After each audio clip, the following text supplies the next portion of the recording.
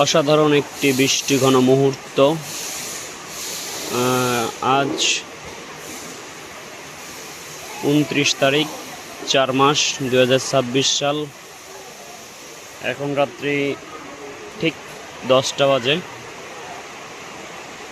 তো নাটোরে অনেক বৃষ্টি হচ্ছে,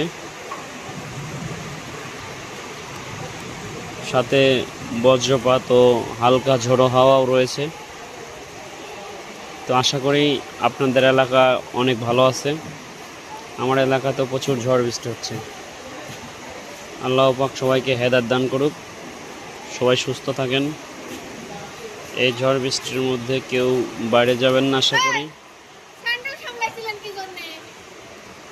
কোথায়?